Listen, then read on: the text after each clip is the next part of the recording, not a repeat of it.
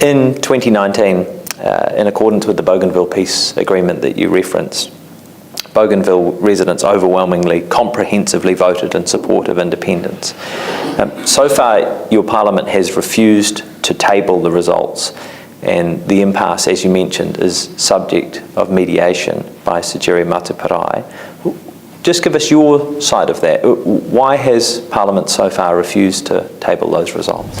I don't think Parliament has been provided with the opportunity to deal with the result as yet. It hasn't been brought to Parliament. The referendum result is still with the government of Papua New Guinea and the autonomous government of Bougainville. We're going through the phase of the process that is allowed by the Constitution. Section 342, subsection 1 of the Constitution allows for consultation. That is the process we're going through. That is the process in which Sejiri has been brought in to moderate on. It's currently moderating on the steps that will take place to usher in the results into Parliament. So Parliament hasn't been given the opportunity to have a handle on the matter as yet. Do you feel that that process is helping you to progress? Are you making progress through that consultation? That is part of the process. So Bougainville leadership appreciated that process must be deployed. They may be as part of the process running as Melanesian people. We may find a solution elsewhere. That is also part of the process.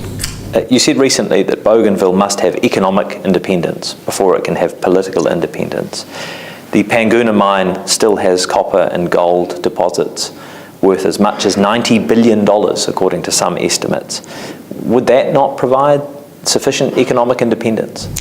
That is a matter for Bougainvilleans to decide themselves. And at the moment, as I speak, all functional and power autonomy devolved to them, including economic powers.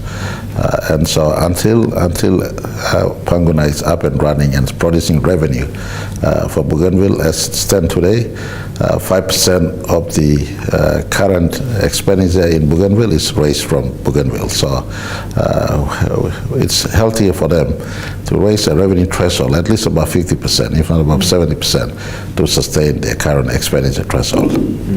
You've talked about the process and needing to follow the different steps in the process. So Bougainville's leaders say they want independence by September 1st, 2027 at the absolute latest. Given what you understand about the process, do you think it's possible?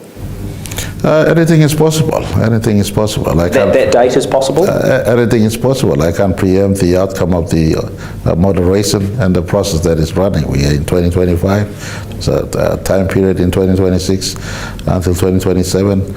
Again, Parliament is bigger than James Marape. Parliament decides. The Parliament have a mindset of its own. If Bougainville were to have independence, do you think that would trigger other independence movements within Papua New Guinea? We have, we are a nation of so much diversity, the most diverse nation on planet Earth. And so it's not Bougainville versus PNG, a color versus another color, a language versus another language. It's a series of a set of languages in Bougainville versus over 800 languages in Papua New Guinea, all having their own traditional governance and worldview. 50 years ago, we were isolated from each other. Today, we conglomerate of tribes into one sovereignty. And so in that context, the 20 other provinces exist in our country. They're not showing much sign of restlessness in terms of detachment from our nationhood, but provinces are crying out for autonomy. Bougainvilles have been pace setters prior to 1975. They want to be on their own. The provincial government systems we have today was introduced at the backdrop of Bougainville's cry for independence. Mind you, the September 1st date was a September 1st date in 1975 when they declared unilateral independence. That's 15 days prior to our national independence. As a compromise, provincial government was brought into existence in Papua New Guinea. And we have 21 provinces today, and Bougainville as a special region. And so I can't disillusion myself from the fact that extend possibility into time, into the future. Other parts of our country may see Bougainville setting pace. And one thing many forget is that at the barrel of a gun, the quest for peace was brought in. And so we have so much prevalence of gun also in other parts of our country.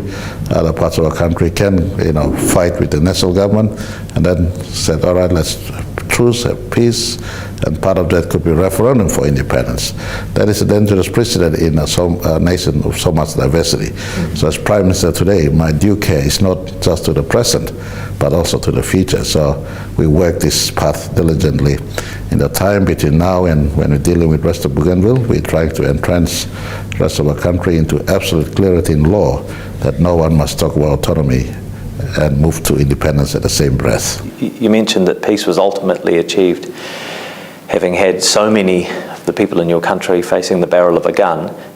Is there any foreseeable scenario in which you would support the use of military force in Bougainville? We will put into law in our constitution that never again into the future will PNG Defence step into Bougainville.